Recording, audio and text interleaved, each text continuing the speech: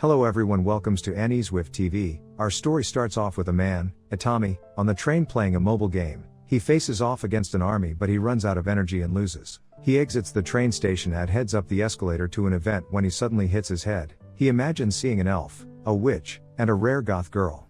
A giant shrine appears and dragons fly out with an army behind them. They begin attacking everyone in the area. Itami sees this and gets confused but rushes to help the people being slaughtered. He tells a woman to come with him if she wants to live. He then sees an enemy going to attack an officer. He stops him and puts an end to his existence, then tells the officers to open the gate and let the people inside the palace. They argue with him until they get a call that puts Itami in charge. They open the gates and the public rushes in. Itami is told the enemy force is on its way here. A helicopter sees a dragon in the sky and sends it back to GOT to end like the show. The military arrives and shows them why you don't bring knives to a force multiplier fight. Itami sees a little one and agrees to help her look for her parents, sighing that he didn't get a single manga today. Days later, Itami, dressed in his military clothes, gets awarded for the lives he protected during the invasion. Itami runs around the field while being asked how it feels to be super famous. He tells the man to leave him alone. He sits and complains that he didn't even get a single plush doll. The man says he was at the comic convention, which surprises Itami. He hugs the man and invites him to his place. He runs away telling Itami he's into girls while Itami chases him. The government arrests the creatures who came from the shrine as if they were tourists, which brings terror. They then declare that they will invade the gate to arrest the masterminds who planned this. Itami hears this and falls into bed. 3 months later, a funeral is held for all who died in the incident. The army gets ready to invade the dimension on the other side of the gate. Itami sees the little one at the funeral and then moves out to enter the gate. In the tank, his friend tells him he hears there are cat girls through the gate, cheering him up. The enemies get ready to attack the allies. They find out what tanks can do as all of the first wave is instantly wiped out. The soldiers load diffs the dragons with anti-air turrets and use tanks to wipe out the enemy army. They retreat and try attacking in the night. The soldiers use flares to see them, then use tanks to wipe them out. One of the soldiers rides into the camp but trips over wires. His soldiers come to protect him but they find out their shields can't stop lead and get sent to heaven. The soldier walks through the carnage picking up a bow and arrow and firing it. Seeing the difference in firepower, he laughs while being blown to bits. Itami walks through the battlefield. He learns that the enemy has lost 120,000 forces since the start of the battle. He wonders why they would send so many if they knew they were gonna pass. The enemy gets the report and is pleased. He says this eliminates all the other kingdoms that could fight against him. He commands his army to torch all the towns and villages, poison wells and herd all livestock towards the capital so the soldiers cannot live off their land. His advisor tells him someone is trying to oppose his rule. The king's daughter, Lada, comes into the throne room and complains about the losses they have suffered. She says their army must move now, but the king tells her that they don't have any information on the enemy. He gives her the mission to scout them and find out their weapons and she agrees. Itami gets a new mission to investigate the enemy and find out more about their world as well as begin a friendly relationship with them. The soldiers meet with the villages and talk with them. A soldier tells Itami he's disappointed because he wanted to see some cat girls. Itami says magical girls are more his thing and they talk weeb stuff along the way as they drive. They head towards a forest when a huge fire begins. They look through the binoculars and see a huge dragon breathing fire. The dragon, seeing the soldier coming, decides to fly away. They walk through the burnt forest, discovering that 27 people died, and discussed what to do if they encounter one again because their weapons can't stop it. They throw a bucket in the well and discover an elf girl floating at the bottom. Itami goes down and fishes her out. A soldier freaks out that they found an elf and asks him what to do with her. He tells them to class her as a refugee and take her with them. They return to the village they first visited and tell them what happened. They ask if they can help her but they refuse because they are leaving before the dragon comes their way. Everyone scatters to pack their things and leave. A blue-haired girl, Lele, loads books into a cart. Her master fought over her sister and she uses magic to blow him away. They use magic to make the cart float and leave with the rest. Seeing the soldiers running ahead, Lele decides to go have a look. She sees a little on the floor and goes to help. A horse threatened to crush her when a soldier pew-pewed the horse and saved her life. Itami continues their journey with the evacuating villagers. One of their carts breaks down. They refuse to leave their stuff behind, so Itami orders it to be burned. His soldier asked why he burned it. He explains it's the only way to get them to leave it behind since they can't order more vehicles. They see crows surrounding a goth Lolita girl, Rory. The villagers rush out to meet her, calling her an oracle. Rory asks to ride inside the vehicle instead of a carriage and sit on Itami's lap. They drive up the mountain when the fire dragon suddenly appears. It burns a carriage, causing the villagers to run away. It lands and roars. The soldiers pews at it but the bullets have no effect. It breathes fire at them but they dodge. The elf girl, Luna, wakes up and points at her eye. Itami then commands the soldiers to shoot at its eyes. A soldier shoots an RPG. It misses, but Rory throws her axe at the floor to move the dragon in the way of it. The fire dragon loses an arm then flies away into the sunlight. In the night they cry over all the people they have lost. Itami is told that some of the villagers will settle with relatives nearby. They say goodbye to the ones who leave and continues their journey with the remaining villagers. Luna wakes up as the soldiers arrive at their camp. The general tells Itami that he will be responsible for all the refugees he brought to their camp. The refugees introduce themselves then eat food saying it's delicious. Itami dives into a bath enjoying the water. The girls take a bath as well. Lile says she never had a warm bath because her people are nomads. Rory says as one of the apostles she has a bath in the most luxurious places. Luna asks if it was Itami who saved her and Lile confirms it was. They then wash the kids' hair. Lile tells them that she is beginning to understand their language and their culture, even the ones outside the gate. Itami celebrates as they finally got a Wi-Fi connection. The soldier reports to him that Luna is asking for 2 of everything and whenever they bring her 1 of something she doesn't touch it. Rory asks her why she has been behaving like this. She tells Rory that because she has always been taken care of she may have to sell herself in order to survive. Lile comes and shows them a battlefield of wyverns telling her she doesn't have to sell herself because they can sell them instead. They load the parts into trucks and Itami accompanies them on their delivery to see how they do trade. Luna is nervous about leaving the camp but Lile encourages her to come as the soldiers will keep them safe. They arrive at the village. They are told to identify themselves then come out of the vehicle and walk towards the door. Lada opens the door welcoming them to the village and knocking down Itami. He asks who is in charge and they announce the presence of Princess Lada. She tells them that they are at war inside and outside the city. Lada introduces them to the current ruler. Itami says he will help them fight and they let their vehicles through the wall. Rory asks Itami why he wants to protect the city. He tells her that it's the right thing to do. She smiles and put on his helmet telling him she will help him in the upcoming battle. In the night, fire arrows begin raining from the sky. A magic user begins casting a spell on the battlefield while the other enemy troops climb the ladders and begin to fight. They open the gates and taunt Lada's soldiers. They begin breaking formation and attacking the enemy. Itami watches wondering what Lada will do. They poke one of Lada's generals and begin poking all her soldiers. Mercury gets off on the floor saying she can't take it any longer. Lile explains that everyone who passes around Rory goes through her body to get to the afterworld making her feel pleasure.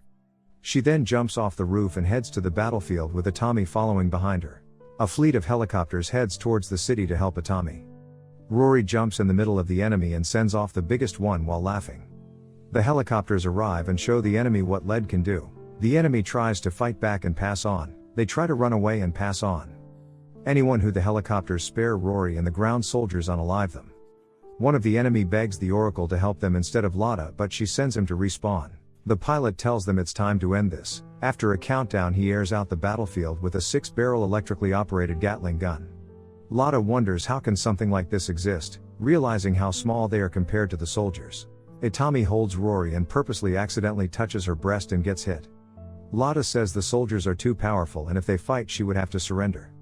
Itami is praised for helping the city. They tell him he will be able to trade without having to pay tax, have safe travel to and from the city but they want to keep the captives. Lile tells them they can keep the prisoners as long as they are kept safe and not abused. Itami takes some of the captives as refugees and puts them on the helicopter. Lile negotiates trade with a merchant. They come to an agreement about the prices for the wyvern parts. While going home they encounter an army. Itami goes out to meet them. They slap him but not wanting the army to be wiped out he tells his team to leave him and get back to the checkpoint.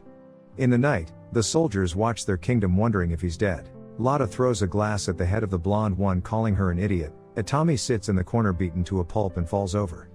Lada sits in a chair wondering what she's gonna do since they broke the treaty. Itami's team decides to move in. Luna casts a spell that knocks out all the guards. Itami wakes up in a bed with maids all around him.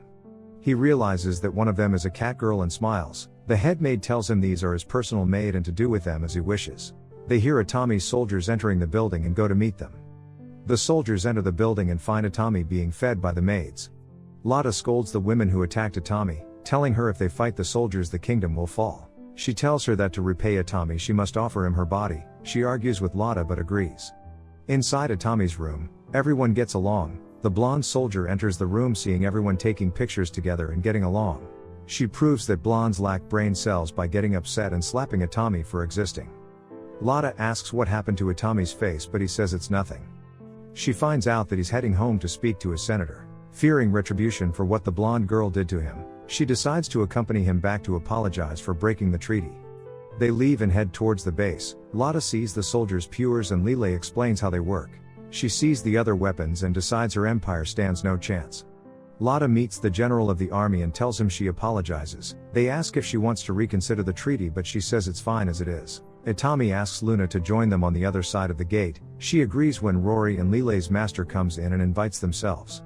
In the night, Lotta says that they must figure out what the soldiers want and decides to go with them. They tell Itami to treat her like an ambassador of the gate and give her a tour of Japan. They go through the gate and are amazed by the skyscrapers. The National Defense Intelligence Officer comes to meet them. He reveals that Itami is both a ranger and special forces. Itami's teammate freaks out crying on the floor, refusing to believe an idiot could do it. They sightsee while driving, then get a clothes change for Luna. They try some food, deciding that though it's weird it tastes delicious. Lotta has a meeting with Foreign Affairs, while the rest are carried to the courts to be questioned. The deliberation starts with them asking about the fire dragon that killed 150 people. Itami says that he regrets that so many people died, but that day they couldn't do any better than they did. She asks if they are incapable of doing their jobs. He explains that they didn't have the firepower to finish it off. They present evidence of the dragon scale, saying that they are like flying tanks, being able to even block high-powered weapons. They call Lile to the stand. She asks if Lile is lacking anything at the camp currently. She says no, since they have good clothing, food and shelter. She asks if she thinks the SDF is responsible for the victims of the dragon attack. Lile says no. Luna takes the stand. They are curious about her ears and she tells them it's real. They ask about the dragon attack, but she was unconscious for most of that battle. Rory takes the stand. They ask her to tell them what her life is like in the camp. She says she wakes up in the morning and pray, then takes a life, then prays again. The deliberator says that 150 people died in the dragon attack, but not one soldier died. She accuses them of running away and leaving the people to die to the dragon. Rory screams in the mic, silencing her. She reveals she speaks Japanese and tells them that the soldiers didn't run away. Instead, they fought off the dragon and caused it to flee. She accuses the deliberator of manipulating numbers by not mentioning that the soldiers saved 450 people from the dragon. The deliberator argues with Rory, calling her a child. Itami interrupts and tells the deliberator that she is younger than Rory. Lile explains that Mercury is over 500 years old and Luna is over 100. Having no more questions, the deliberation is dismissed. Lotta is told that they have captured 6,000 of her soldiers and they are willing to send them home, but they would owe them a favor. She tells them to give her time to see who she wishes to release. They shake hands, bringing the meeting to a close. They go on the train with everyone meeting up together. The National Defense Officer meets and tells Itami that the mole won't be able to find them at the moment. The train is then shut down because of a wiring problem. The officer tells them that next time they will be more direct. A man tries to steal Rory's axe but passes out. The officer picks up the axe, then an ambulance picks him up. Itami goes to his ex-wife's house. Inside they find creepy dolls and mangas everywhere. She says it was a bad idea to come here since she is a civilian. They spend the night. In the morning they decide to go shopping. Lotta decides she wants to go to the library instead. They buy new clothes while Lotta reads manga of the unstraight type. All of them then reunite and head toward a hot spring. Rory realizes she is being watched by a soldier in the forest. Many soldiers arrive on the compound saying that the targets have entered. They relax in the hot spring. Rory asks Itami's wife why they split up. She said that she found out that he volunteered for dangerous missions and she couldn't take it anymore, so they got divorced. Itami says he wants to stay at the hot spring forever, but the girls interrupt him. Itami wakes up. Everyone is asleep except for Rory. She tells him that in 30 years she will leave this body and become a god. She says she can feel many people passing around her and he will either make her go outside and destroy everyone or satisfy her himself. She falls on top of him and begins to rub his leg. He fights the horny but is slowly losing. His phone rings and interrupts them. A message tells them that enemies are on the compound and he sends out Rory to deal with the intruders. She begins by slaying the ones outside, then continues into the forest deflecting their bullets and low-diffing them. She laughs while sending them to heaven and stands in relief after finishing them off. The group walks down the street complaining that their vacation is over. They knock out an enemy soldier and take his van. Lile asks why they are running. Itami tells them he has no idea. Lotta asks if she is a political hostage. He says no, but she doesn't believe him and tells Itami she will not be a hostage. They stop and get something to eat. Atami asks Rory if they got him something, but she's upset because he didn't dance with her. They make a plan to get many people to surround them while they travel so the soldiers cannot attack them directly. In the morning, the party gets stuck in a traffic jam. Rory gets off the truck and clears the way for the team. They go out giving flowers and praying for the people who passed in the initial invasion. The crowd cheers and praises them for these acts of kindness. They return home through the gates. Itami feels stressed, but the girls said they enjoyed it and would like to visit again one day. Rory puts on stockings and Lotta writes a letter telling her kingdom that they can't win this war and there must be peace between them. 5 months have passed. The refugee camp has now become a town. Lotta returned home and began negotiating with the Japanese. She gets a list of 14 hostages they want to be released, then heads to the meeting. Lotta introduces the Japanese to one of the highest-ranking nobles. They bring some gifts surprising him. They inform him that they will release his nephew if he supports them in bringing peace. He agrees as long as his nephew remains safe. Itami walks through the town admiring how busy it has become. He meets Rory along the way and asks them for a drink. They see Luna walking alone in the streets, and they explain that every day around this time she wanders around looking for her father that has passed. Her doctor wants to tell her to stop. Itami says it's better to let her be because one day they will leave this place. The other soldiers leave with Rory and Itami remaining. She tells Itami he is cold-hearted. He tells her his heart has had to manage too much. A dark elf, Yao, scolds Itami for making a little one drink alcohol. Rory pretends to be a little one and says that Itami was forcing her to drink. Yao draws her sword, getting ready to punish Itami. He runs away in fear, but Rory jumps through the window as well, confusing Yao. She sits at the bar and tells them she is looking for the soldiers to pay them with a big-ass diamond to kill a flame dragon.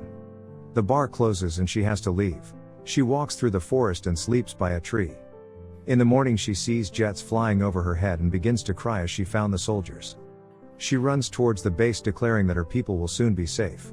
She arrives at the base and asks for their help, but they don't understand her. She remembers Itami from the bar and wonders where he is. She walks through an alleyway and a man mistakes her for a night worker and loses his money. Another does the same and loses his money.